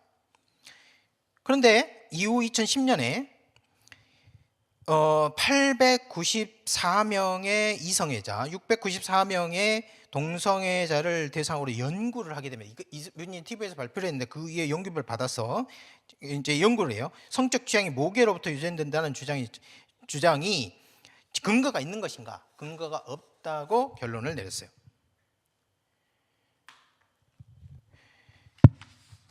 제가 읽어보겠습니다. 그러나 우리는 손잡이, 모발, 가마, 회전 패턴 및 성적 지향 사이에 유의미한 상관관계를 발견하지 못했으며 일부 이전 연구와 달리 남성의 성적 지향이 주로 모계를 통해 전염되는 증거는 발견되지 않았다.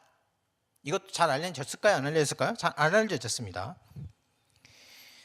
그래서요, 제가 이런 발표가 났는데 연구를 사람들이 이 주장을 연구를 멈출까 찾아봤습니다. 그렇지가 않아요. 이 발표 후에 바로 전에 연관이 있다는 논문이 있었어요.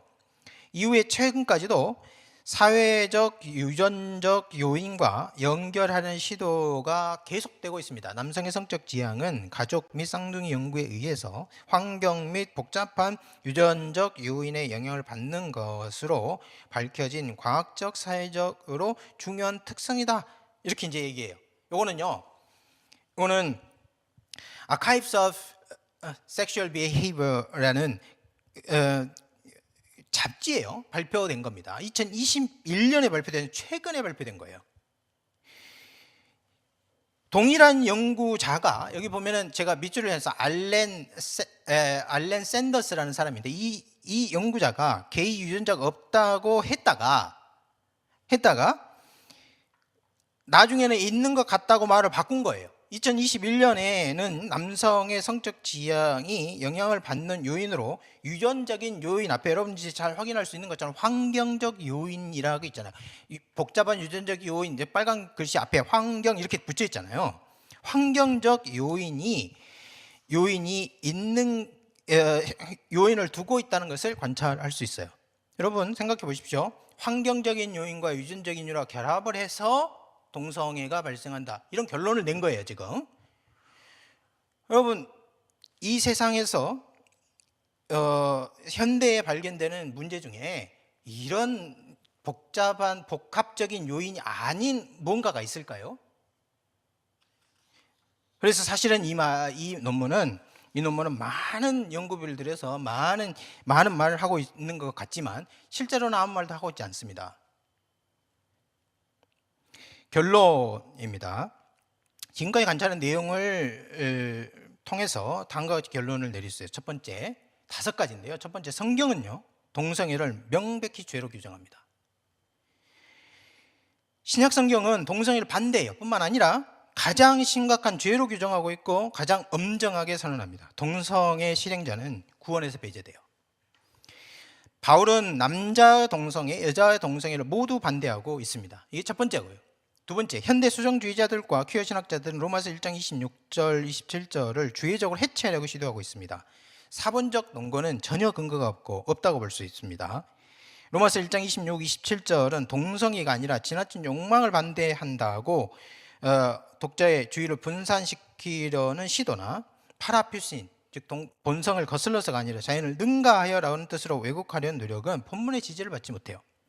나아가서 로마서 1장 26, 27절은 동성애 전체가 아니라 폭력적인 강간이나 소아성의 성적 삭취 같은 것만을 금지할 뿐 성인 사이의 동의에 의한 애정 있는 성관계는 금지하지 않는다고 해서 본문의 의미를 상대화하려고 하는 시도라든지 이런 것들은 본문과 거리가 멉니다. 마지막으로 로마서 1장 26절을 레즈비언 관계로 해석하는 것은 4세기 말부터였고, 로마서 1장 26, 27절은 레위기 18장 22절, 20장 13절의 근거를 인용하고 있는 것이기 때문에 바울이 레즈비언 성행위를 반대한 것은 아니었다고 해석할 수 있는 것인가? 자, 그러면 질문 한번 더 해볼 수 있습니다. 그러면 대답을 찾을 수 있어요. 이것은 교부들의 해석, 아까 말한 크리스토스 토무스나 암브로시아스터가 로마서를 해석하지 않은 그 전에는 로마서가 독자적인 뜻을 전할 수 없고, 또 레위기를 비롯한 하나님의 법이 남성 주어를 쓰면 모든 남성에게 해당된다고 전제할 수 있는가? 만일 이것이 전제할 수 없다면, 그러니까 교부들이 해석을 하지 않는다 해도 로마서가 자체로 독자적으로 메시지를 전달할 수 있다면, 그러면 4세기부터 레즈비언 해석으로 그 이전에는 바울이 그런 반대를 하지 않았다, 그렇게 주장할 수 없는 것이죠. 이게 두 번째입니다. 주의적으로 해체하려는 시도는 다 실패거나 본문의 지지를 받지 못하거나 본문의 본의와 멀다 하는 겁니다. 세 번째, 로마서 1장 26, 27절은 고린도전서 6장 9절 10절 그리고 디모데전서 1장 10절을 포함하고 있다고 봐야 됩니다. 왜냐하면 기록 순서상 로마서가 맨 나중이고 그 두 구절이 앞에 있기 때문에 그래요. 그러니까 로마서 1장 26절에서 명확하게 말하고 있는 것을 고린도전서 6장과 디모데전서 1장에서 이미 바울이 생각하고 있었던 것이죠. 따라서 로마서 1장 26, 27절에는요 동성애의 모든 형태를 포함하고 그 형태를 하나님이 넘겨주심이라는 심판과 연결하고 있다는 것을 알 수 있습니다. 하나님 넘겨주심 속에 고린도전서 6장 9절 용어로 표현하면 하나님 나라에서 배제되는 것, 디모데전서 1장 10절 용어로 하면 불의에 속하는 것, 그것이 해당되게 됩니다. 이게 세 번째고요. 네 번째, 로마서 1장 26, 27절을 당시 문화 배경에서 보더라도 결론이 바뀌는 것은 아닙니다. 바울 당시 유대인, 로마인, 지식과 교양이 있는 계급이나 일반 시민들 모두에게 동성애는 긍정적으로 평가받는 일이 별로 없었고, 동성애 대상자가 황제라도 예외가 아니었어요. 바울 당시뿐만 아니라 그 이후 세속 지식인들도 동성애를 자연에 거스르는 일로 평가했습니다. 이것이 네 번째고, 마지막으로 다섯 번째는 동성애가 단순한 성향이 아니라 태어날 때부터 유전적으로 타고나는 유전 요인의 영향을 받는 것이다 하는 견해가 있는데요. 이 사실은 신빙성 있는 모집단을 통해서 실험하고 연구하기 이전에 발표된 근거가 빈약한 발표로 소급돼요. 동일한 실험자가 자기 실험을 반복한 발표가 존재하는 내용이에요. 2021년 논문에 따르면 이제는 환경과 유전 요인이 복합적이라고 말하고 있는데, 현대인의 분석 대상이 되는 것 중에 이와 다른 어떤 결과가 나올 수 있는지 물어볼 수 있습니다. 오늘 특별히 로마서 1장 26절, 27절을 퀴어 신학자들이 어떻게 해석하는지, 그것을 주의적으로 어떻게 반박할 수 있는지, 그리고 문화적인 배경에서 실제로 동성애를 옹호하는 커다란 흐름과 경향이 있는 것인지, 과학적인 근거가 있는 것인지를 이제 종합적으로 살펴보았습니다. 여러분 모두에게 하나님 말씀이 말하는 것을 깊이 이해하는 시간이 되었기를 간절히 바라고, 그리고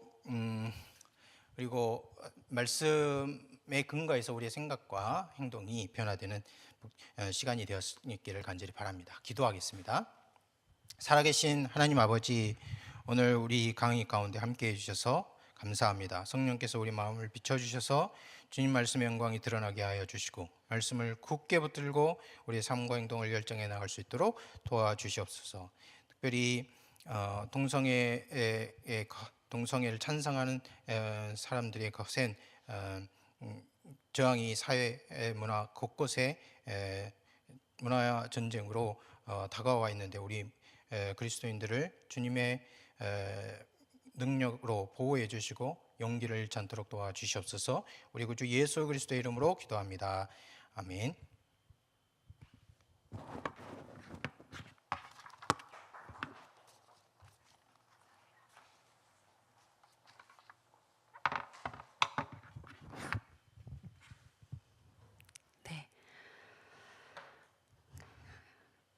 네, 강의 감사드립니다. 170회 부족하지만 김 교수님 강의 간략하게 요약해 보면, 퀴어 신학자들과 수정주의자들은 성경이 명확히 반대하며 죄로 규정하는 동성애를 주회적으로, 문자적으로, 전면적으로 옹호하고 지지합니다. 이는 명백한 오류이고 잘못입니다. 이를 성경 구조를 가지고 설명해 주시는 헬라 원문 단어와 로마 시대의 필로, 요세푸스, 키케로 등이 남긴 당시의 문헌 자료를 통해 잘 반박해 주시며 풀어주신 강의였습니다. 성경은 구약뿐 아니라 신약에서도 동일하게 동성애를 반대한다는 결론에 이른 교수님 귀한 강의 감사드립니다. 네. 이상으로 다음은 간추린 뉴스입니다. 네. 지난 23일 어제죠. 제108회기 총회 포괄적 차별금지법 동성애 대책위원회 세미나가 장로회 신학대학교 국제협력센터에서 포괄적 차별금지법 동성애 실상과 대응 전략을 주제로 열었었습니다. 성혁명운동이란 성에 대한 현실과 태도를 조정하는 것으로 남녀의 성평등을 추구하거나 국가에 의한 결혼과 이혼 등의 제도적 규제를 없애는 것을 목표로 한다고 했습니다. 실제로 세계 교회는 성소수자 포용 정책을 수용하는 추세입니다. 지난 5월 1일 미국 연합감리교 UMC 총회가 반성소수자 규정을 폐지하면서 동성애자 성직 안수금지 조항을 삭제하고 성소수자와 관련한 제한 및 처벌 규정 등을 없앴습니다. 캐나다 장로회 PCC는 지난 2021년 147회 총회에서 동성애와 동성애 결혼 허용 및 동성애자 성직 안수를 가능하게 하는 헌의안을 통과시켰고 이에 앞서 미국 장로교 PC USA도 동성애자의 성직과 동성결혼 집례를 허용하는 등 세계 교회가 교파를 초월해 동성애에 대해 자유주의적 입장을 보이고 있습니다. 이날 강의에 나선 조용길 변호사는 차별금지법과 성혁명운동의 명백한 반성경성과 신앙자유 침해성에도 서구 기독교 선진국들의 교회 대부분 교파들은 차별금지법 제정과 성혁명 확산을 저지하는 데 실패했다면서 차별금지법 앞에서 교회가 찬성과 반대로 분열되었을 뿐 아니라 오히려 반성경적인 법률 제정과 성혁명 운동에 앞장서고 수용하는 교회들이 더 많아졌다고 지적했습니다. 그 외에도 두 번째 순서에 소기청 교수님의 말씀과 박한수 목사님의 열린 개회 예배, 김영걸 목사님의 말씀 선포, 당부의 말씀이 있으셨습니다. 본 교단은 전국 69개 노회 중 40개 노회가 동성애 대책위원회를 조직하고 총회 동성애 대책위원회와 연대 협력하고 있으며 이날 세미나에는 노회 관계자들이 참석했습니다. 네, 두 번째 광고입니다. 앞서 오프닝 멘트에서 언급한 거룩한 방파제 통합 국민대회 관련 연합 금요철회 기도회가 오늘 밤입니다. 10시부터 다음 날 내일 토요일 오전 5시까지 오살리 최자실 기도원에서 있습니다.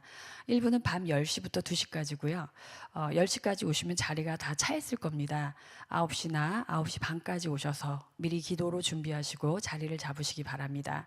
2부는 2시부터 5시 간증 집회와 개인 기도회를 갖는다고 합니다. 개인의 영성과 함께 바알에게 무릎 꿇지 않는 주님의 거룩한 백성들로 거룩한 방파제의 통합 국민대회를 기도로 예비하시는 귀한 시간 되시길 바랍니다. 네, 다음 주 171회는 고려신학대학원 구약학 교수이신 기동현 교수님께서 구약의 동성애 관련 본문이에 라는 제목으로 강의해 주십니다. 많은 관심과 성원 부탁드립니다. 네, 기도로 마무리하겠습니다. 사랑의 주님, 공의 하나님, 하나님의 성경 말씀, 특별히 로마서 1장 24, 27절을 비롯해 고린도전서와 디모데전서 등을 독자주의로 분산시키려는 악한 시도와 왜곡, 계계와 도모들은 말씀으로 인해 어리석게 되었고 실패했음을 예수님의 이름으로 선포합니다. 세상의 지혜와 지식은 하나님의 지혜 앞에 어리석고 하찮음을 고백하오며 동성애 찬성자들, 저항자들, 이 나라, 대한민국을 비롯해 전 세계적인 추세에 만연한데 그리스도 예수의 보혈의 피를 뿌리고 덮고 임봉하오며 하나님 앞에 우리가 더욱더 거룩한 정말 우리가 거룩으로 무장하여 나아가는 대한민국 한국교회와 또 열방의 교회들로 회복시켜 주시고 일어설 수 있도록 힘 주시고 능력 주시기를 간절히 간구합니다. 하나님의 말씀은 살았고 운동력이 있어 좌우의 날선 검보다 예리하며 우리의 생각, 혼과 영과 뼈와 관절을 찔러 쪼개기까지 하시고 생각과 마음을 감찰하십니다. 하나님 말씀으로 승리하게 하시고 또 우리가 채워져서 정말 이 험한 세상 마지막 때를 이겨낼 수 있도록 능력과 권세와 권능의 기름을 부어 주시옵소서. 오늘 말씀을 전하신 우리 교수님 가운데 또 우리 차바 차이성 그리고 한국교회와 또 구독자님들 한 분 한 분에게도 하나님 동일한 은혜와 능력을 더하여 주시고 정말 마지막 때에 승리할 수 있도록 하나님 함께하여 주시옵소서. 감사드리며 예수님의 이름으로 기도드렸습니다. 아멘. 네, 이상 170회 차바를 잘 마치겠습니다. 감사합니다.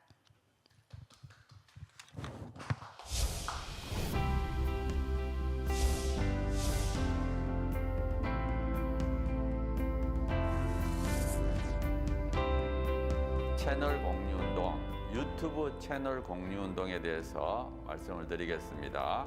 차바 채널과 여러분들의 교회의 유튜브 채널이 공유된다는 게 무슨 뜻인가 하면 차바에서 매주 금요일마다 차별금지법에 관련된 좋은 영상을 실시간으로 송출하게 됩니다.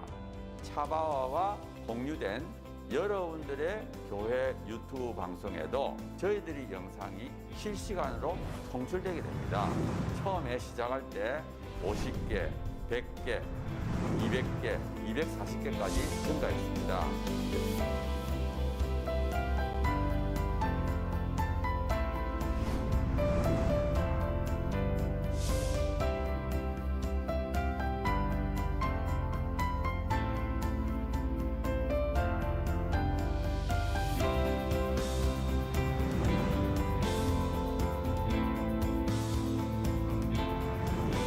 한국교회의 수가 6만여 개 되고 유튜브 채널을 10,000개라고 보면 그 10,000개 중에 한 10%, 1,000개가 되면 이 1,000개 채널이 나머지 10,000개의 영향을, 10,000개 채널이 10,000개 교회가 나머지 6만 교회에 영향을 미칠 수 있다. 저는 그렇게 생각합니다.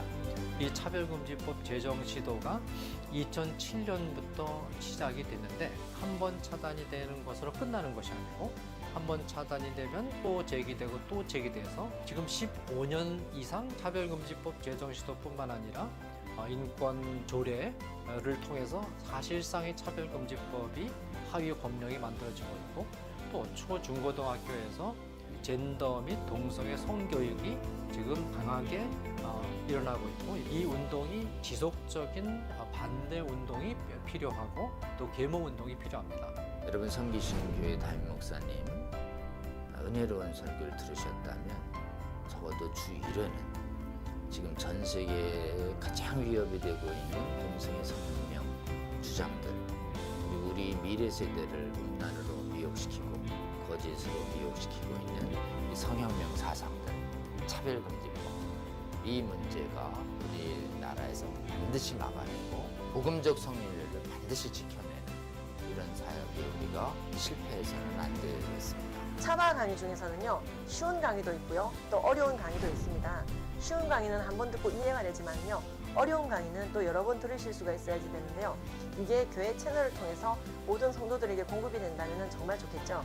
그 운동을 우리가 하고 있는 것입니다. 차바 채널 이 공유 운동, 저는 우리 주님께서 저희에게 알려주신 방법이라고 생각합니다. 차별금지법을 제정을 성공적으로 막아내고 음란을 정당화하고 음란을 강요하는 각종 악법들을 막아내서 대한민국 교회와 대한민국을 지키는데 아주 귀하게 사용하실 거라고 생각합니다. 여러분, 이 거룩한 도로 개설 운동 그리고 거룩한 성령의 검 배포 운동에 기도하시면서 지속적으로 함께해 주시고 여러분 주위에 권면해 주십시오. 여러분의 작은 동참이 한국교회와 세계교회를 새롭게 하고 주님 다시 오실 때까지 이 악하고 음란한 세대를 선하고 거룩하게 만드는 데 귀하게 사용하실 거라고 믿습니다.